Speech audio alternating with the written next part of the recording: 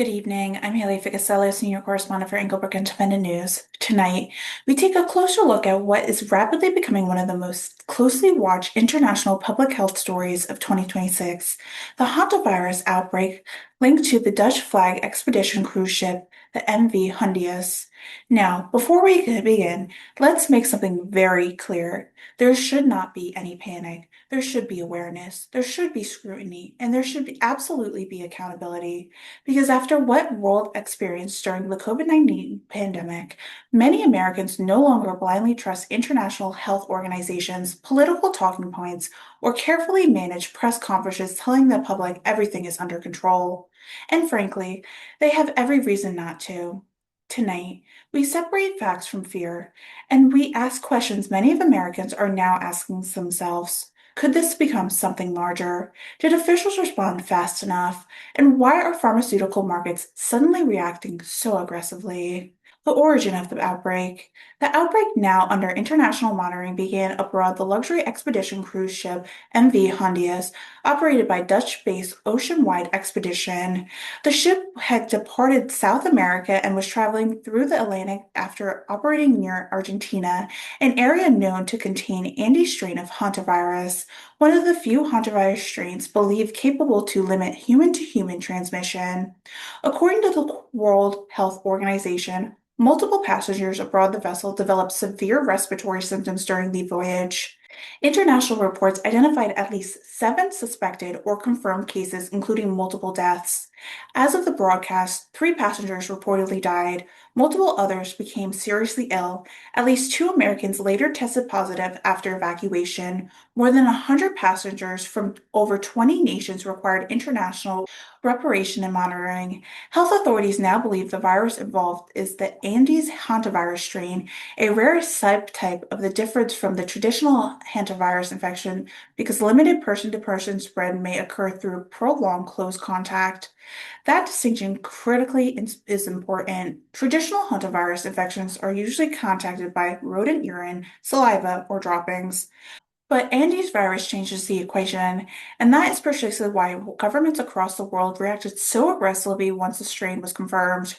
The Americans exposed. The United States government coordinated an emergency reparation effort involving at least 18 passengers connected to the outbreak. According to federal officials, 17 were American citizens, 1 individual were British American dual national. Ages reportedly ranged from late 20s to into the 80s. Some passengers had already disembarked earlier weeks. Others remained aboard the vessel until emergency extradition operation began in the Carney Islands. 1 American passenger reportedly tested positive but remained asymptomatic. Another developed symptoms requiring advanced medical observations.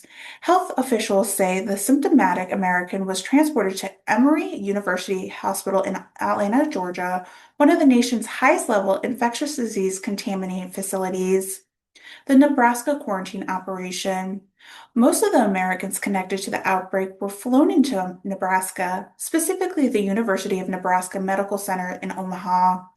The passengers are being housed inside the federally funded National Quarantine Unit in Nebraska's Biocontaminant Unit, high consequential infectious disease monitoring.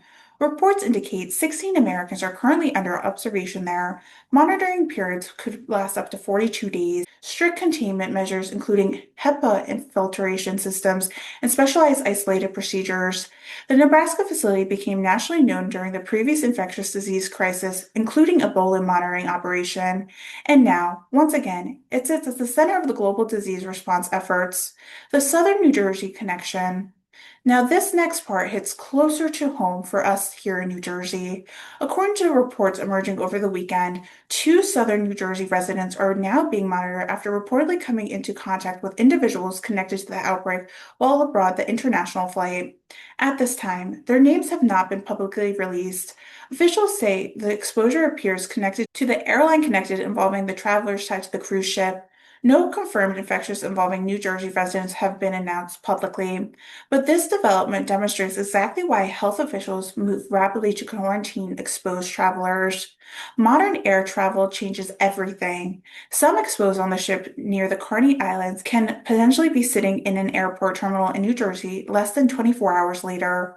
That reality alone explains why governments begin treating this outbreak with extreme caution. The World Health Organization response.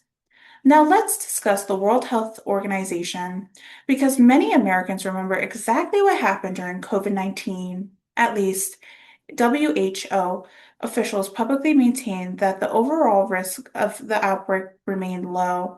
And technically, even today, they continue saying the general public risk remains limited. But nearly the same time, the CDC activated a level 3 emergency response protocol related to the outbreak aboard the MV Hondius. That contradiction immediately raises eyebrows.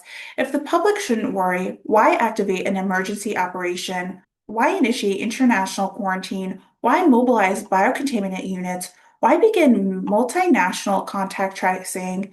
These are legitimate questions, and many Americans no longer simply accept "don't panic" message from faces valued by the COVID era.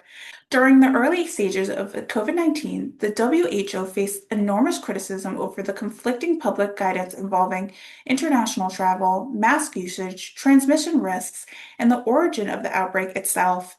Critics accuse the organization of delayed warnings, inconsistent messaging, and extensive political sensitivity.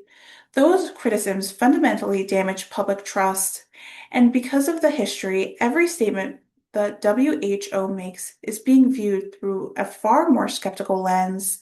The skepticism is not irrational, it is the direct consequence of institutional credibility problem created during the last global pandemic.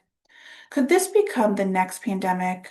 Right now, most infectious diseases experts say this outbreak does not resemble COVID-19 in terms of transmission capability. That is important. Hantavirus is not new. It has existed for decades. In fact, Hantavirus strain has been documented globally since at least the early 1950s, with various outbreaks occurring in Asia, Europe, and America over the years. The United States itself has seen sporadic hantavirus for decades, particularly in the western states when rodent virus exposure occurs. What makes this incident different is the suspected Angie strain and the possibility of limited human-to-human spread in confined environments. Cruise ships are essentially floating cities. Confined cabins, shared ventilations, closing dining spaces, and consistent interaction. Those are ideal conditions for the transmission of almost any infectious illness. However, experts currently believe that the virus still requires prolonged close exposure, not casually passing contact. That dramatically lowers the possibility of a mass-scale pandemic scenario. Still, officials are watching closely because viruses evolve, and the world learned during COVID that underestimating emergent diseases events early can become catastrophic later. So no, there should not be panic, but there should absolutely be vigilance. The pharmaceutical stock surged. Now, let's discuss something financial analysis noticed almost immediately. Last week, pharmaceutical stocks, including Moderna and Pfizer, experienced notable upward movements as news surrounding the outbreak intensified. Why? Part of it is simple marketing physiology. Investors remember what happened during COVID. The moment headlines began monitoring outbreak, quarantine, emergency response activation, or global monitoring effects, money immediately began flowing into vaccines and biotechnology sectors. Now, to be fair, there is no current indication that Moderna or Pfizer pose an immediate commercial hantavirus vaccine rolled out tied specifically to the outbreak, but markets often trade on anticipation, not confirmed reality. And after the pharmaceutical profits generated during the COVID era, investors are clearly watching the situation very carefully. That alone is fueling speculation. Here is where things stand tonight. The outbreak abroad, the MV Hondius, is serious. People have died. Americans are under quarantine. International health agencies are monitoring contacts across multiple countries, but at this moment, officials still believe that the broader public risk remains low. The most important thing Americans can do right now is remain informed without falling into chaos. We should ask questions, we should demand transparency, and we should never again allow institutions to dismiss legitimate public concerns with vague reassurance unsupported by evidence.